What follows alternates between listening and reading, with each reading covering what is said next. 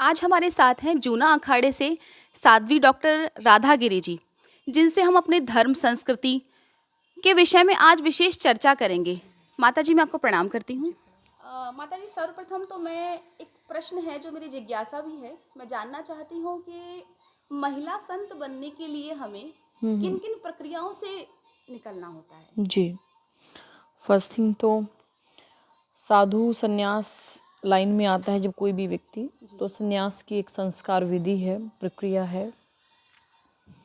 तो सन्यासी बनने के लिए फर्स्ट थिंग तो मैं कहूँगी कि कपड़ा तो खैर धारण करने की विधि विधान है हमारे अखाड़े का, लेकिन उससे पहले स्वयं का मानसिक संन्यास आवश्यक है।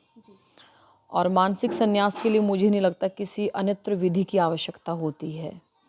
उसमें आपका सेल्फ डिसीज़न ही इम्पॉर्टेंट होता है। तो साधु संत गृहस्थ जीवन में भी हैं, और साधु एक संन्यास रूप से भेख में आने के लिए भी एक अलग से प्रावधान है। तो हमारा जो जूना खाड़े में है, साधुओं के लिए भी वही परंपराएं जो हैं संस्कार की हैं कि जो है पिंडदान या तर्पण संन्यास से भेख लेने से पूर्व की रात्रि में किया जाता है। माँ गंगा का स्नान रहता है। हमारे पूजनीय वंदनीय जो हैं जूना पीठाधीश्वर आचार्य अवधेशानंद गिरी जी महाराज, तो उनके सानिध्य में हमें जो है प्रेस मंत्र वगैरह मिलना, और जो हमारे गुरु महाराज होते हैं उनको शाखा देना, तो ये विधियां हैं। फिर पंचगुरु धारण किए जाते हैं अखाड़े के, जो और भी जिनको हम कह सकते हैं कि वो हमारे अन्यत्र अन्यत्र दिशाओं में जो हैं अलग अलग गुरु, जैसे रुद्राक्ष गुरु है, भभूति के गुरु रहते हैं। तो इस प्रकार से पंचगुरु की विधि और फिर भेख जो है, तो यह सन्यास की परंपरा रहती है, और साधु साध्वियाँ जो भी हैं सन्यास में आते हैं। जी जी, ये विशेष प्रक्रिया है ये। जी माता जी, एक प्रश्न और है। जिस प्रकार से आज समाज में इस्लामिक जिहाद बढ़ता जा रहा है और इनका टारगेट है हमारी माताएं, बहन, बेटियां, तो इस विषय में आप क्या कहना चाहते हैं? इसमें जो माताओं का इन्वॉल्वमेंट है जिहाद को लेकर के, पहले तो आप सब जानते हैं कि जब डिवीज़न हुआ था, भारत पाकिस्तान बना, तो मुस्लिम आबादी सुनने में आता है मात्र 2 से 3% रही है। और आज आज़ादी के माने 60 70 और 75 जो भी ईयर्स हो चुका है, इसमें जो आबादी है आपकी 18 से 22% जो है रेशो चल रहा है। तो 18 से 22% का जो रेशो है, ये मुस्लिम आबादी बढ़ गई है, जिसके कारण अब आप चल भी सुनने में भी आ रहा होगा कि जनसंख्या नियंत्रण बिल जो है पास होने की उस पे है, यूपी में तो लगा भी दिया गया है। बट अब कोई और एजेंडा या और कोई मेथड लोगों के पास है नहीं, तो इस्लाम में माइंडेड खोपड़ियाँ बैठी हैं कि वो किस न किस वे से हमारे हिंदू धर्म में जो है सेंध लगाई जाए, हमारे सनातन धर्म को किस तरह से बर्बाद किया जाए, हमारे संस्कृति शास्त्रों को कैसे ख़त्म कर दिया जाए। तो माताएं एक ऐसा संवेदनशील पार्ट हमारे हिंदू धर्म का है। हालांकि मैं कहूँगी हमारा पूरा हिंदू धर्म ही एक दया से पूर्ण रूप से है, बट फिर भी जो फीमेल हैं माताएं, वो बहुत ज़्यादा एक सेंसिटिव होती हैं, और आप देखेंगे कि बहुत जल्दी वो किसी की भी बातों में भावनाशील बहुत ज़्यादा होती हैं। और कम एज में अगर बच्चे जो है मुस्लिम संप्रदाय के बच्चे कांटेक्ट में आते हैं, तो उस चीज़ के लिए वो बहुत ज़्यादा मात्रा में उनको जो है अदर पार्टी या ऑपोजिट वाले भी, या इस्लामिक जो लोग हैं या अदर क्रिश्चियंस भी जो हैं इस चीज़ के लिए लगे हुए हैं कि किस प्रकार से हिंदू धर्म के जो है नष्ट किया जा सके, किस प्रकार से उसका डाइवर्जन किया जा सके। क्योंकि अगर हमारे पहले से ही मेल फीमेल का अनुपात ही हमारी कंट्री में थोड़ा सा डिसबैलेंस में है, तो जो बेटियां हैं, पहले तो बात है कि कम है, और कम है, फिर वो अगर मुस्लिम संप्रदाय में चली जाती तो हमारा हिंदू धर्म ऑटोमेटिकली डिग्रेडेशन हो जाएगा। तो उसको कंट्रोल करने के लिए मुझे लगता है कि समाज में हर व्यक्ति का दायित्व है, it is responsible for everyone.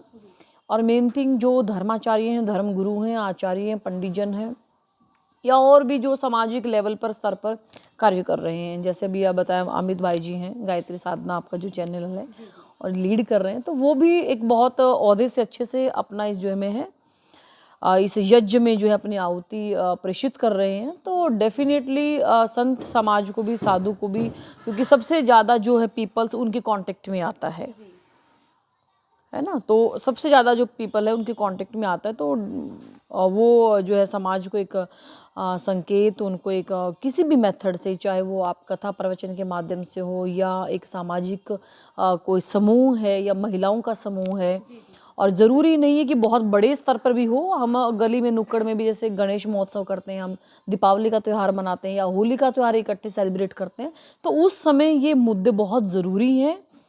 तो उनको वहाँ विश्लेषण देना, और समाज में हर व्यक्ति की भूमिका इसमें लाभान्वित हमें दे सकती है। जी जी आज जैसे समय है तो बहुत सारे भिन्न भिन्न अखाड़े बन गए हैं। हिंदू समाज को एकजुट करने के लिए सभी हमारा संत समाज एक साथ नहीं आ पा रहा है, तो इस विषय पर थोड़ा सा प्रकाश दीजिए आप हमें। जी। तो मेन थिंग तो क्या है, एक्चुअली अखाड़े भी इसीलिए बने थे कि साधु संतों को जो है एकत्रित किया जा सके, क्योंकि जगह जगह पे साधुओं के साथ बड़ा अत्याचार वगैरह हो रहा था, और बहुत डकैती है या कोई भी मामला है, साधु की हत्या हो जाती थी, पता तक भी नहीं चलता था। तो कहीं न कहीं साधुओं का एकजुट होने के आधार और उसी विधि को, संस्कृति, शास्त्र, धर्म को बचाने के हेतु ही अखाड़ों का निर्माण हुआ। भगवान दत्त जिसे जो है हमारा संन्यास जो है उद्गम माना गया है, तो वो एकजुटता का कारण मैं कहीं न कहीं मानती हूँ विविध विविध विचार हैं। कहीं न कहीं हम लोग एक मंच पर आकर के अलग अलग विधि, अलग अलग विचार में कहीं न कहीं हम बट गए हैं। तो मुझे ऐसा लगता है कि साधु संतों को भी इस विषय में एकजुट होने की आवश्यकता है, अति आवश्यकता है। अदरवाइज हिंदू धर्म को बांटने के लिए लोग तैयार हैं, और हिंदू धर्म स्वतः ही बंटने को तैयार है। हम स्वयं बंटने को तैयार हो रहे हैं, क्योंकि लोगों को हमारी कमियां पता चल रही हैं धीरे धीरे। तो हम कहीं ना कहीं अपनी कमियों में सुधार करें, अपने स्वयं का चरित्र का निर्माण करें, और दूसरा, जितने भी व्यक्ति हमारे कांटेक्ट में आते हैं तो एटलीस्ट हम अपने धर्म के लिए समर्पित रहें। तो उस उद्देश्य से अगर साधु समाज काम करे तो मुझे नहीं लगता कि हमारे हिंदू धर्म को कोई खंडित कर सकता माता है। जी, पाकिस्तान के विषय में आप क्या कहना चाहेंगी? एक्चुअली ऐसा है कि पाकिस्तान के माध्यम से जो क्रियाएं हमारे देश के विरुद्ध खिलाफ में की जा रही हैं, वो विशेषता ये है कि इस्लामिक जिहाद का जो टेररिज्म फैलाया जा रहा है, और बाकायदा ऐसा नहीं है कि सडनली कुछ चीज़ें हो रही हैं, प्री प्लान्ड है ऑलरेडी, कि वो तरीकेबद्ध तरीके से, तकनीकी तरीके से, और बहुत माइंडेड गेम लगाया जा रहा है, चाहे वो यंग जनरेशन्स के थ्रू हो। अब आपने देखा होगा कश्मीर के अंदर भी, चाहे वो गर्ल्स हैं, बॉयज़ हॉस्टल्स हैं, तो कहीं ना कहीं युवाओं को बहुत ज़्यादा इसमें जो है भ्रमित किया जा रहा है। तो इस्लामिक जिहाद का जो एक प्रोपेगेंडा सामने आ रहा है, पाकिस्तान का दोहरी नीति और डबल फेस होकर के जो वो गेम लड़ रहे हैं, तो मुझे लगता है उस चीज़ को हम सब समाज को समझना चाहिए, और इससे जितना हो बचें, और समाज को aware, main thing is awareness. तो कहीं ना कहीं अवेयरनेस की कमी है। और जैसे अब आप देखोगे पहाड़ी जो क्षेत्र हैं, मैंने भी रिसेंटली सुनने में भी आया कि पहाड़ी क्षेत्रों में आपका इस्लामिक बहुत ज़्यादा बढ़ रहा है सिस्टम। कुछ वहाँ गरीबी रहती है, तो पैसा वैसा दे करके जो है उनको किया जा रहा है। तो हमारे जो हिंदू संगठन है, तो उनको पुनः वापस अपने हिंदू परिवार से जोड़ने का भी प्रयास में कुछ लोग हैं। तो मुझे लगता है कि हमें पाकिस्तान की दोहरी रीति को समझना चाहिए कि वो हमें बाहरी रूप से तो कमज़ोर नहीं कर पाएगा, क्योंकि उतना उनके पास बल है नहीं, लेकिन वो अंदरूनी रूप से हमारे देश को काटने का, बांटने का, छाटने का और तोड़ने का काम कर रहा है। तो we should learn this all things.